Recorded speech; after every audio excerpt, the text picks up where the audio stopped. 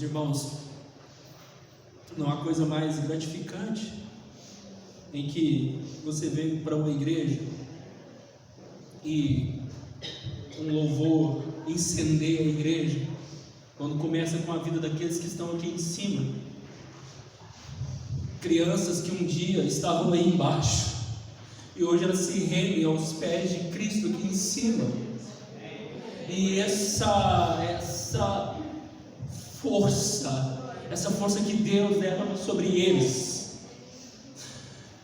pessoas que estão aqui louvando o Senhor, glorificando o nome de Deus, e você sente uma presença tão imensa, e vê na vida deles que resplandece a luz do Senhor.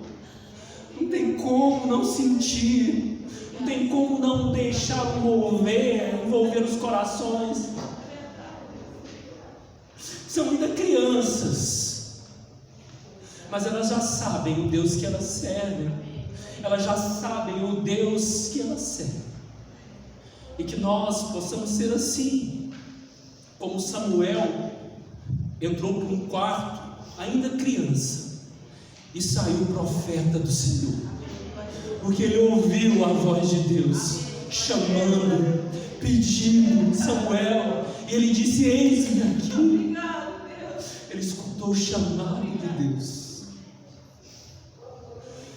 Deus, obrigado. Obrigado, Deus. Nos rendemos a Ti, Pai. Nos rendemos ao Senhor.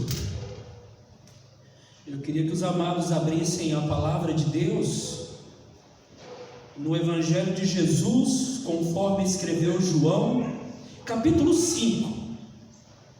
E permaneçam com as suas Bíblias abertas.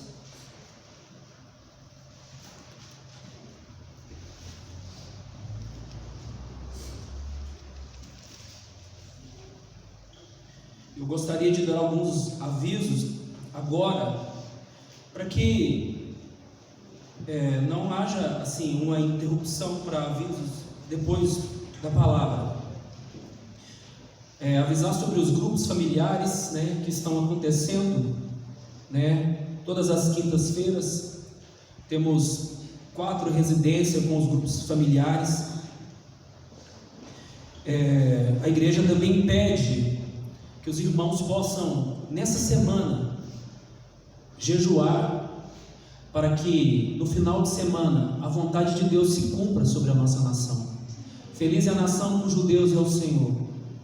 Para que o nosso Deus nos ilumine e que se faça a vontade dEle, e que a nossa nação seja governada por aqueles que creem na Tua palavra, por aqueles que andam conforme a Tua palavra e a Tua justiça. O terceiro aviso é sobre o acampamento das mulheres, que será dia 22 e 23 de outubro. E a taxa de inscrição é de R$40, E procurar a Gislaine. As fichas já estão abertas. Procurar a Gislaine. E o quarto aviso é sobre a oferta de amor. E esse ano vai ser diferente. Não vai ser uma oferta amor individual, mas vai ser uma oferta amor por família. Nós vamos ofertar aquilo que nós temos de melhor para o Senhor, em família, e que nós vamos depositar no altar do Senhor no dia 22 de dezembro. Esses são os avisos.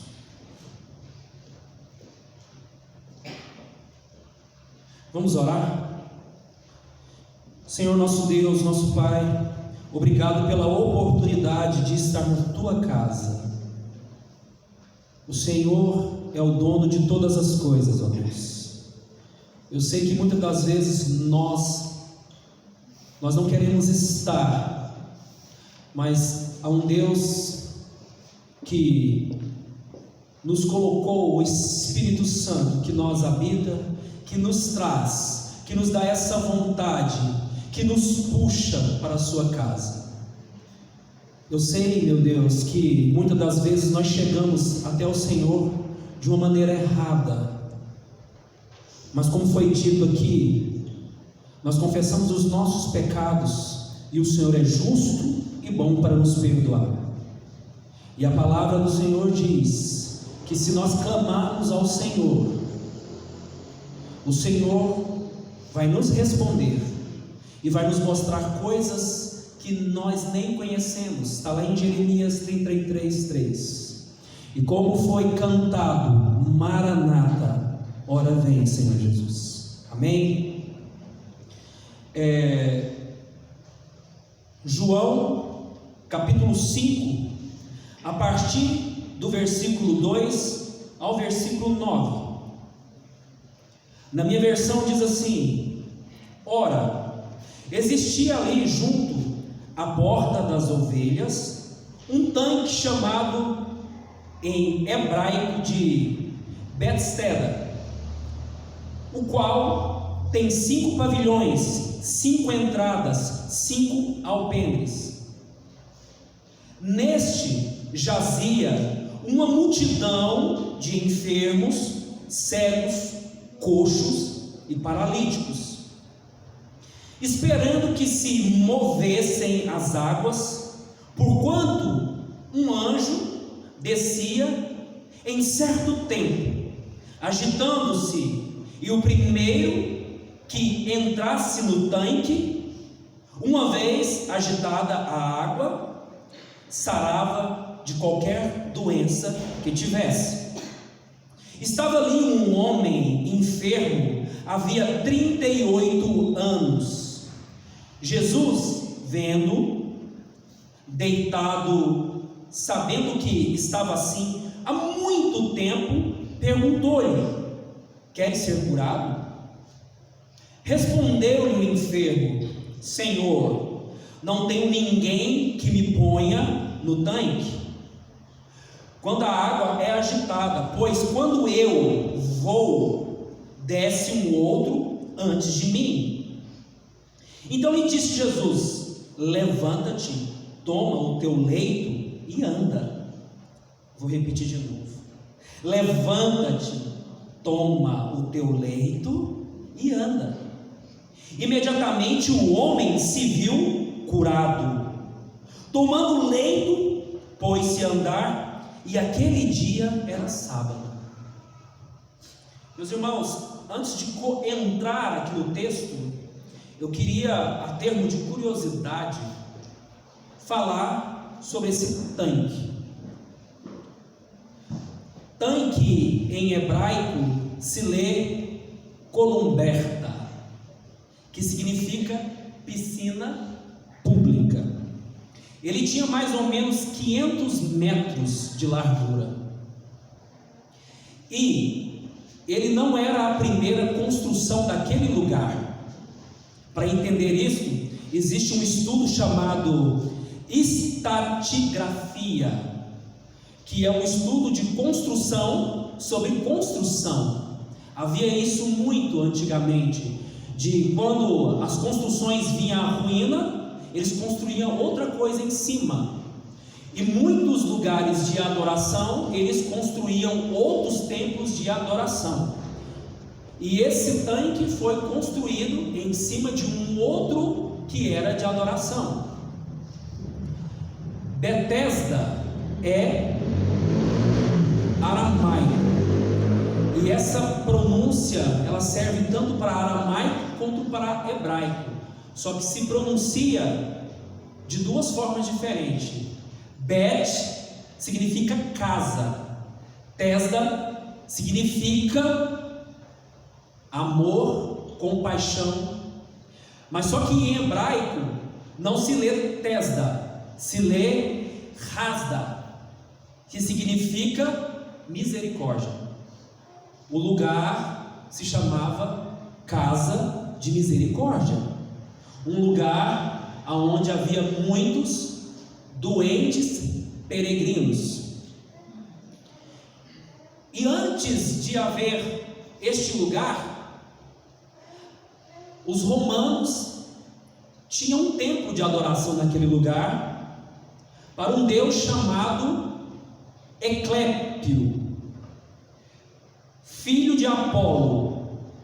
A esposa era Ígia, que vem de higiene, porque o tanque era para se lavar.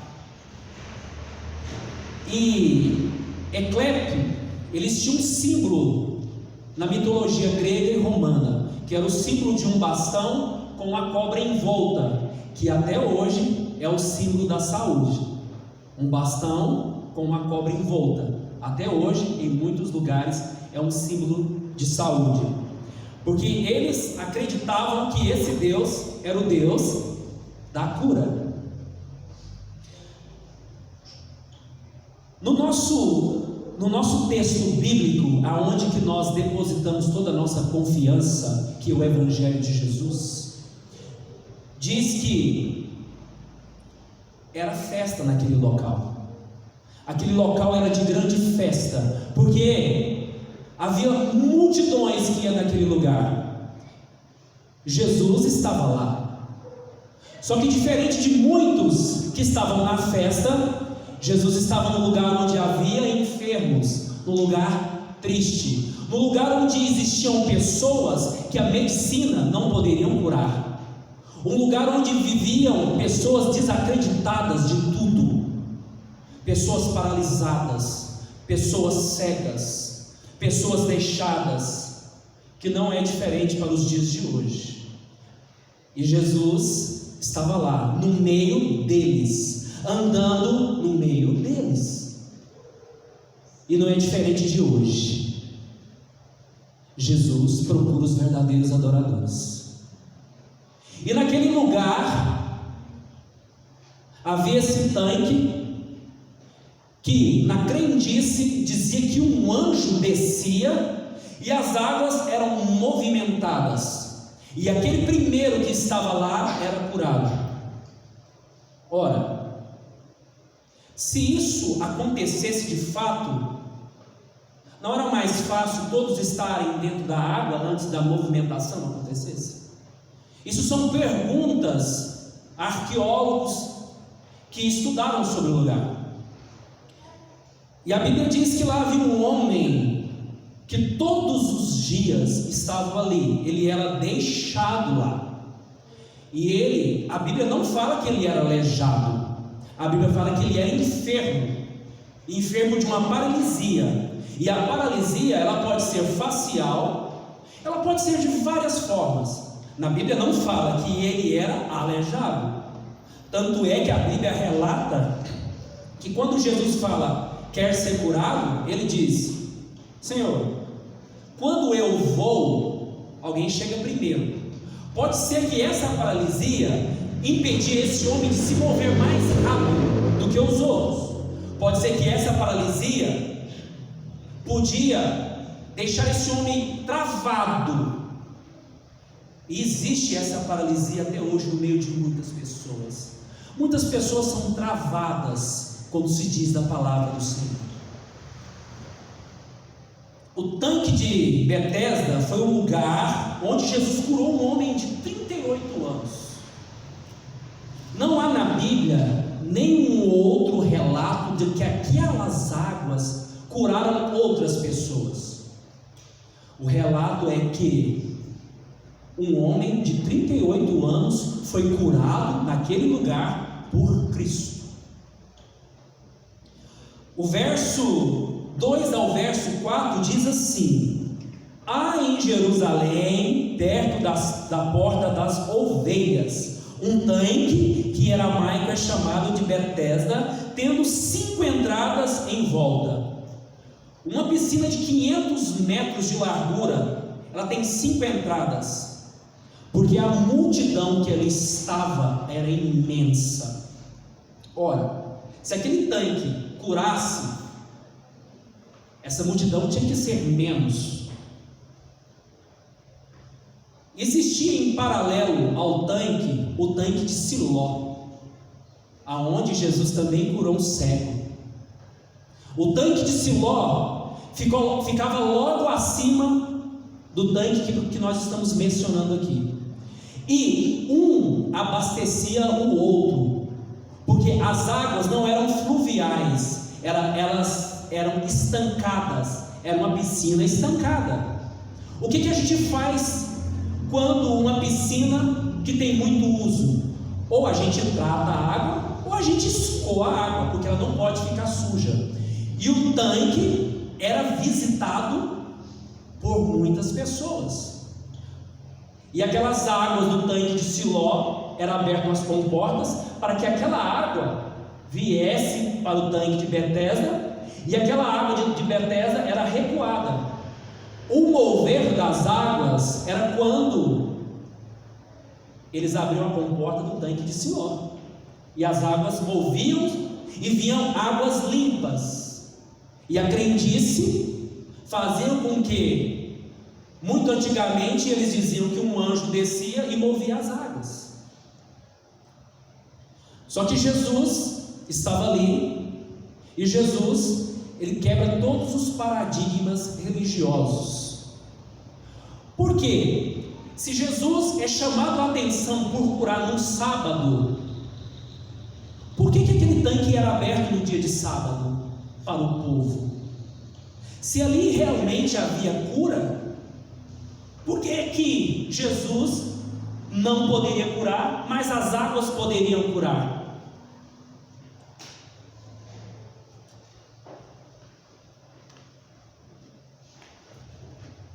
Seria assim um lugar de graça que Deus mostrava favor ao povo, dando essa virtude através das águas? Jesus mostra que Ele é a própria cura quando Ele chega naquele lugar.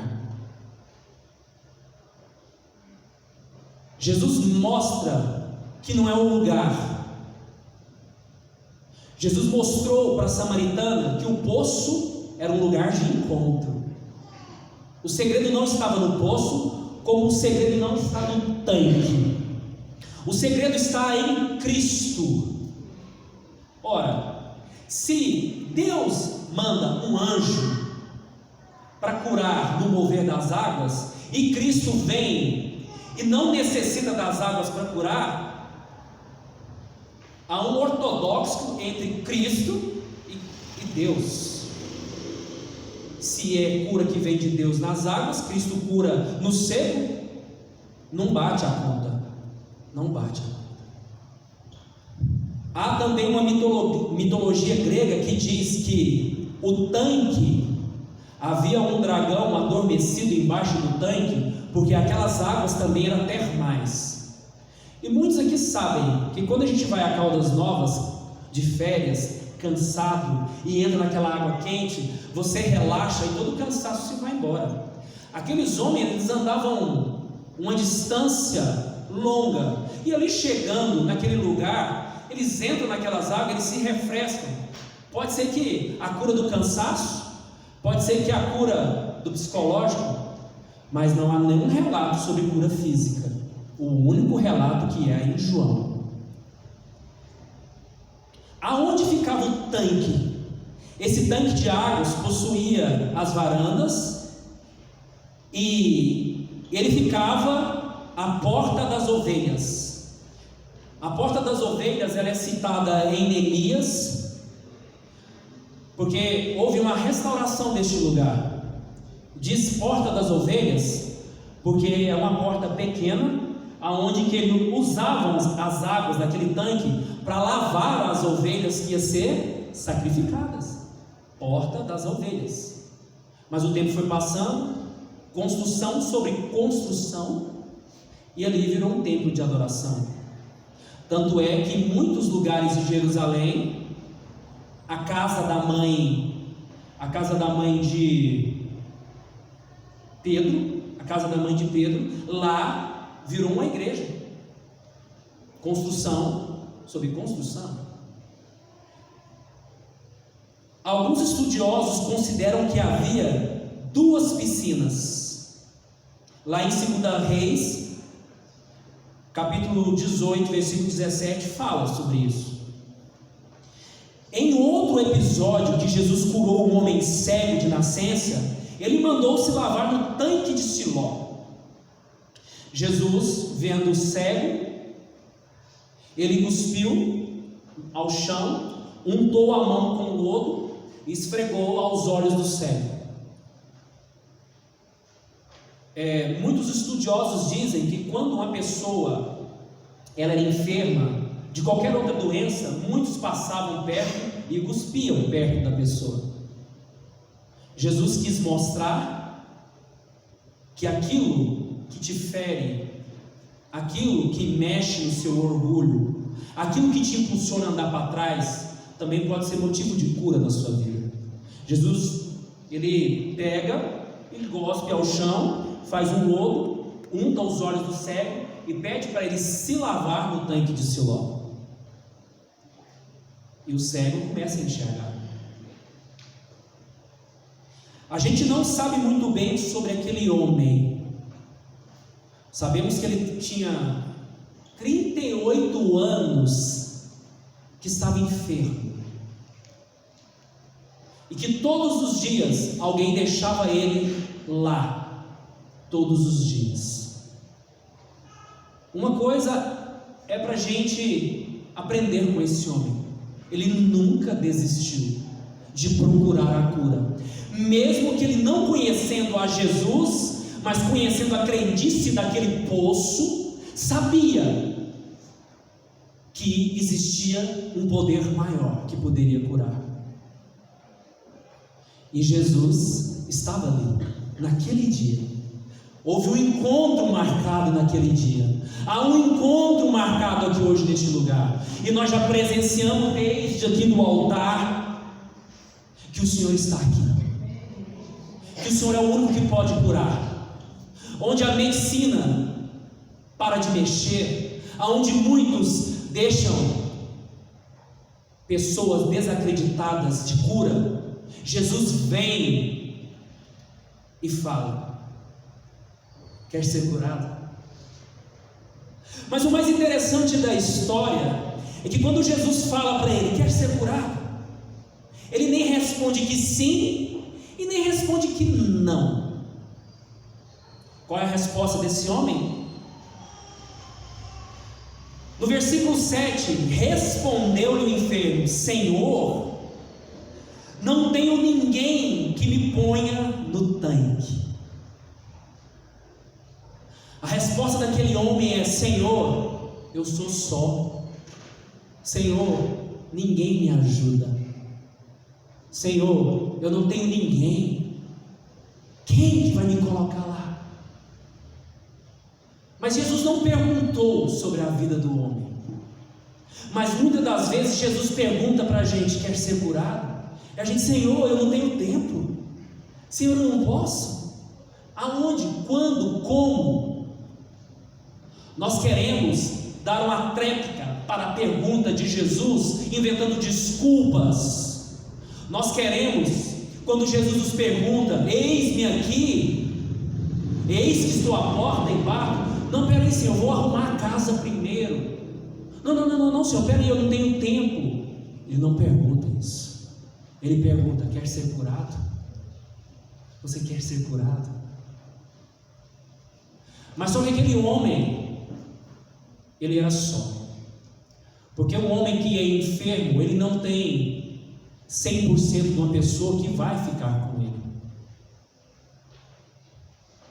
Ele ficava deitado numa maca, perto do poço. E todas as vezes que a água se agitava, ele não conseguia ir. Mas só que aquele homem via pessoas entrando naquele poço. Se seriam curadas ou não, a gente não sabe. E Jesus vem para dizer que não é o local, não é o lugar, não é o seu sacrifício, é Deus. Não é uma peregrinação, não é um andar a pé até um certo lugar, não é um sacrifício de flagelamento, não é eu andar 500 quilômetros para receber uma bênção. É Cristo. Os seus joelhos dobrados te levam mais longe do que você andando. O segredo está em: confia em Deus, espera nele. Há 38 anos aquele homem era enfermo. Jesus te conhece, Jesus sabe da sua dor, Jesus sabe o peso que você carrega, Jesus sabe há quanto tempo você está assim. Você pode esconder de homens, mas você não pode esconder de Deus. Uma vez que você confessa a Deus o seu pecado, Ele te cura. Mas nós queremos nomear pecados dizendo: Senhor, eu errei aqui, tá, Senhor, é só nisso. Jesus conhece o seu coração. Jesus conhece o que realmente você quer ao confessar o seu pecado. Jesus conhece realmente quem você é através da sua intimidade com Ele, através das suas orações. Pode ser que Jesus tenha te curado há muitos anos. Pode ser que a medicina desacreditou de você, mas Jesus nunca desacreditou de você. Pode ser que há tempos atrás houve cura na sua vida e hoje você está aqui para louvar o Senhor.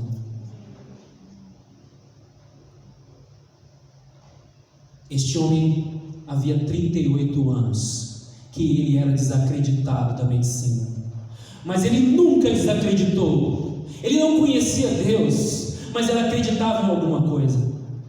Acreditar em algo já é bom. Aí no momento que você conhece a Deus, que você deposita suas esperanças nele, somente nele, Ele fala: levanta e anda, e pega a tua maca e leva contigo. E Jesus nunca faz nada pela metade. Ele nunca cura só um olho ou só uma perna. Ele faz tudo certo. A mulher do fluxo de sangue, ela foi curada ao tocar na orla de Jesus. Ela foi curada fisicamente. Por que ela não foi embora? Porque a cura de Jesus não parava ali. Houve cura física, mas Jesus quer curar também o espiritual. Ele disse: alguém me tocou e de mim saiu virtude. E aquela mulher, ela voltou-se a Jesus e disse: Senhor, eu toquei somente na tua orla. Muitas das vezes nós chegamos até Cristo todo machucado, todo cheio de lama, tudo errado, e Jesus nos pega no colo e diz: filha, vai em paz. Filho, vai em paz. O espiritual está curado, mas vá e não peques mais. Meus irmãos, Jesus vendo aquele homem deitado, ele se compadeceu daquele homem, porque Jesus é assim. Jesus veio para ficar no meio dos doentes. Jesus veio para curar. Jesus veio para dizer: ei, eu estou aqui, olhe para mim. Você não precisa de monumentos, você não precisa de estátuas levantadas, você não precisa de coisas que o homem constrói. Vocês precisam é de mim. João capítulo 5, do 6 ao 7, Jesus vendo o homem deitado, sabendo que estava assim há muito tempo, perguntou: você quer ser curado? E muitas das vezes Jesus pergunta: você quer ser curado? Curado de quê? Curado de quê? Eu estou bem. Curado de quê? Meus irmãos, há duas coisas que nos aproximam de Deus: o dia mau de alguém e o dia mau. Essas duas coisas nos aproximam de Deus.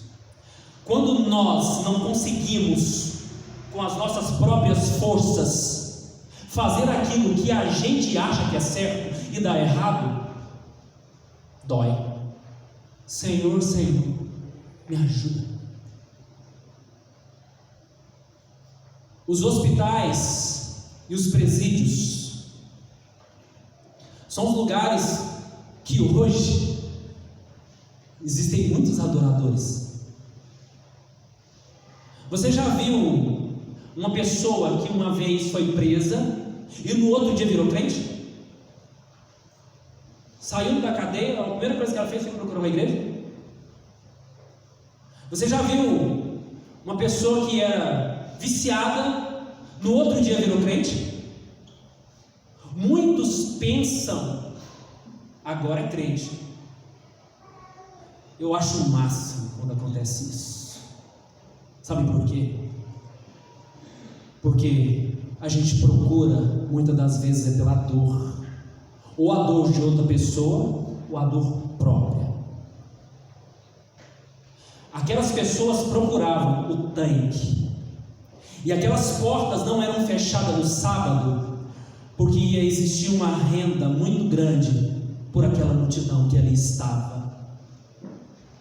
Aqueles homens que estavam ali viviam de esmolas, e o comércio era movimentado. Agora, no versículo 9 diz assim: imediatamente o homem viu-se curado e, tomando leito, pôs-se a andar, e aquele dia era sábado. Vamos para o versículo 14, do lado. Mais tarde Jesus encontrou no templo e lhe disse: olha, já está curado, não peques mais, para que não suceda coisa pior. Mas aí vem a pergunta que não quer calar: o que é pior do que estar enfermo? O que é pior do que estar paralisado? O que é pior do que estar cego ou coxo? Jesus diz: vá e não peques mais, para que não aconteça coisa pior. O que Jesus está dizendo é que pior do que isso é ser perdoado por Cristo e ainda ficar nos deleites do pecado. Você perde a salvação, e pior do que ser aleijado é perder a salvação. E quando Jesus fala, vai e não peques mais, Jesus diz, vai e deixe de paganismo, deixe de crendice, deixe de acreditar naquilo que é construído por homens. Vá e não peques mais. E no versículo 15, o homem retirou-se aos judeus, que fora Jesus quem havia curado. E os judeus perguntaram: Jesus, por que fazia essas coisas no sábado? Mas lhe disse Jesus: meu pai trabalha até agora, e eu trabalho também. Por isso, pois, os judeus ainda mais procuravam matá-lo, porque não somente violava o sábado, mas também dizia que era Deus, e Deus, o seu próprio Pai, fazendo-se igual a Deus. Meus irmãos, eles não estavam preocupados se aquele homem voltou a andar ou toda a enfermidade foi curada. Eles estavam preocupados nos dogmas, nas religiões, do que eles iam perder se aquelas multidões não procurassem mais aquele poço, do que eles iam perder sabendo que o Messias estava ali. Eles perderam a oportunidade de louvar a Deus por aquele feito, porque se aquele poço no sábado não era fechado, porque eles bem sabiam que naquele lugar não existiam milagres. Mas quando aquele homem pegou o leito e saiu, eles diziam: não pode, é sábado. Mas eu estou andando. Não pode, é sábado. Mas eu estou curado. Nós, particularmente, retalhamos quando pessoas próximas a nós, elas são bem-sucedidas. Quem aqui uma vez falou assim: ó, comprei um carro. Aí a pessoa: que legal, quantas vezes? Em 100, você não vai pagar não, você não dá conta não, que a inflação que tá, você não vai pagar não. Eu te contei um milagre, eu comprei um carro. Mas muitas das vezes, aquilo que faz bem para a gente, não faz bem para o seu próximo. Muitas das vezes, aquilo que acontece com a gente, que nos levanta, ele traz retaliações. Pessoas começam a olhar para você diferente. Ó, o Mateus, ó, Antigamente o Mateus era ninguém, agora ele está ali no altar tocando. Olha lá, Mateus tocando, olha lá.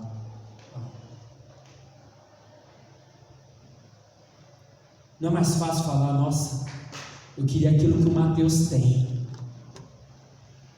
Eu queria aquilo que o Mateus tem. Aqueles homens não estavam preocupados com o dia. Eles estavam preocupados era com os seus próprios pergaminhos escritos por eles mesmos, dizendo que o que pode e o que não pode fazer. Eu estou curado, estou andando. Não, mas é sábado. É sábado. Ressuscitou, não, mas não pode. Não pode, não foi Deus. Não. E muitas das vezes, quando nós somos agraciados pela misericórdia de Deus, como já aconteceu comigo aqui nesse bairro, quando Jesus me encontrou e me trouxe para essa igreja, muitos olharam para mim e falaram assim: dou 5 meses para você voltar a fazer o que você fazia antes de conhecer a Cristo. 5 meses. Você não vai aumentar. Vou dar 5 meses para você voltar. Lembra de quem você era? Então, 5 meses. Meus irmãos, quando Jesus fala, vai, não peques mais. Quando ele fala para aquela prostituta, cadê aqueles que te acusam? Vai, não peques mais. Quando ele diz para o leproso, vá, mas não fala para ninguém. Ele nos ensina que ninguém mais precisa saber quem você é, mas precisa saber quem você é hoje. Você é curado por Deus. Você é uma pessoa que Deus levantou para ser boca de Deus. Jesus não te trouxe aqui para você ser só um ouvinte. Jesus trouxe você aqui para que quando você estiver cheio, o copo possa transbordar para o outro copo. Jesus te trouxe aqui porque o encontro foi marcado hoje, aqui, neste lugar. E eu sei que neste lugar tem cura de Deus. Neste lugar tem pessoas que sabem o Deus que elas servem. Neste lugar tem pessoas que sabem onde que ela andava e hoje onde que ela anda. Aqui neste lugar tem pessoas que Deus restituiu. Infelizmente, os judeus, eles eram paralisados, mais do que aquele enfermo, eles eram paralisados nos seus dogmas e nas suas crenças, porque mesmo que Jesus fizesse algum milagre na frente deles, eles não iam acreditar, eles não iam crer, porque eles não queriam acreditar que o Messias, ele ia entrar no templo em cima de um burrinho. Ele não ia acreditar que o Messias ia recrutar cobrador de impostos, homens pescadores, homens que não eram sábios. Mas Deus veio para confundir os sábios. Samuel era um menino em que um dia sua mãe, quando estava no templo orando para Deus para ter uma criança, Elias passou por ela.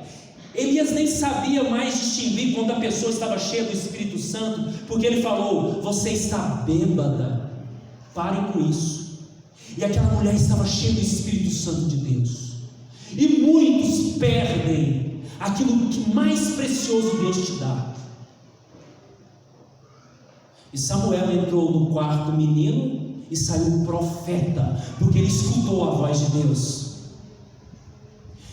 Esse homem que estava doente, quando Jesus pergunta: quer ser curado? Ele coloca na cabeça dele que: peraí, o Senhor vai me colocar lá dentro? Porque eu não tenho ninguém para me colocar lá dentro. É o Senhor que vai me colocar dentro daquele tanque, naquelas águas que curam? A pergunta é: quer ser curado? levanta. É uma ordem. E é uma ordem assim: levanta, pega teu leito e vai, e anda. Vou falar de novo. Levanta, pega teu leito e anda. E lá no templo Jesus falou: nossa, você está curado, vá e não peques mais, para que não aconteça coisa pior na sua vida. Aquele homem foi curado. Aquele homem era testemunho daquelas pessoas que estavam naquele lugar, em que muitos nem iam lá ver, só queria saber da festa. O segredo não está no tanque. O segredo está naquele que passeia sobre os enfermos. O segredo está naquele que fala: levanta e anda. O segredo está naquele que fala: agora você pode enxergar. O segredo está naquele que fala: agora você pode perdoar o seu irmão. O segredo está naquele que diz: eis-me aqui. As portas estão abertas, mas abre a porta do teu coração, porque eu quero ceiar com você essa noite.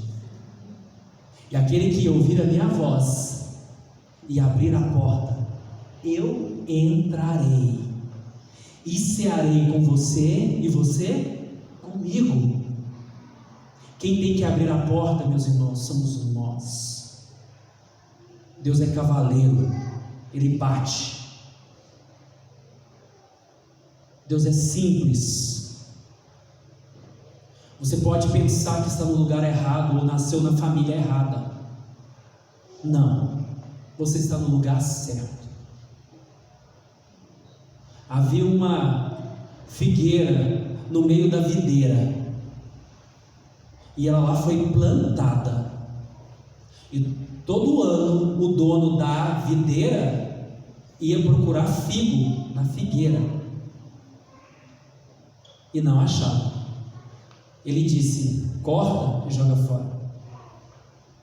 Mas só que tinha um cuidador daquela figueira que diz: não, espera mais um ano, eu vou colocar esterco e vai dar certo.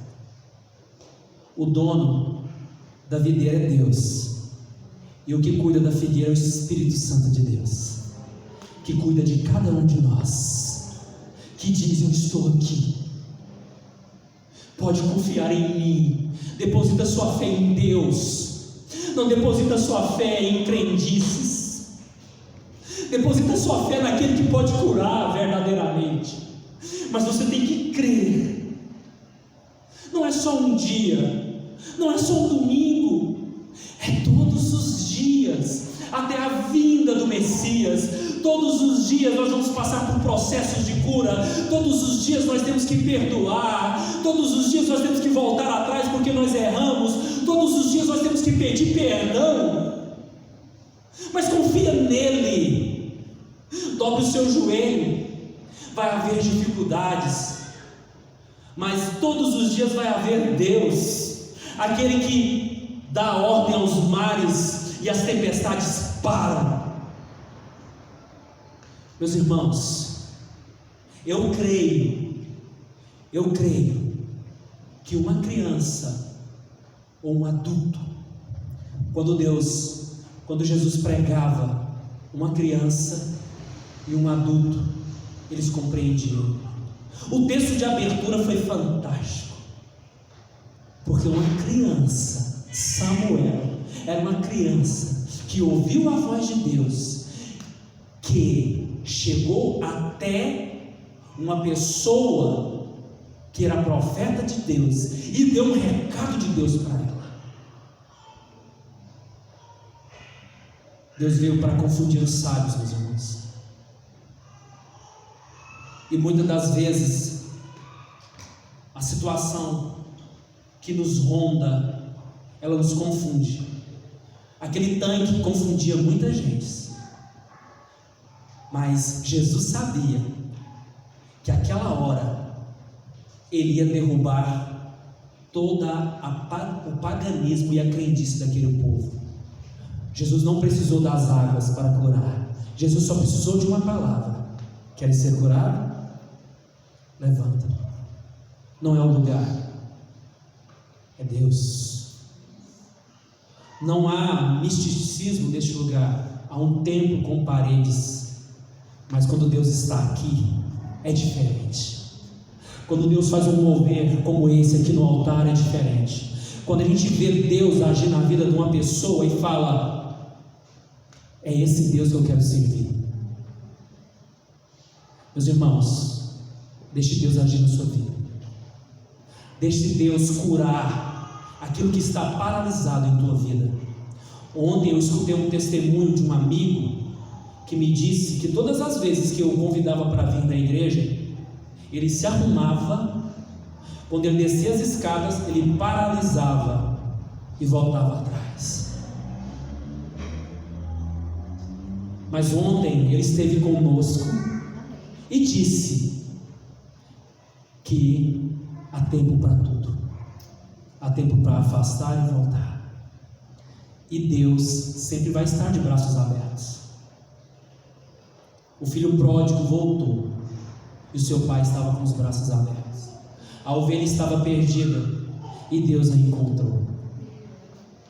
E sobre todo o estudo que aqui foi dado, sobre tudo o que foi falado sobre Betesda, eu queria tirar para nós 3 aplicações. A primeira é que a história da cura do tanque de Betesda mostra o poder de Jesus. Enquanto muitos esperavam nas águas uma oportunidade, Jesus mostrou que podia oferecer cura em qualquer tempo. A segunda lição é: não havia esperança àquele paralítico de Betesda.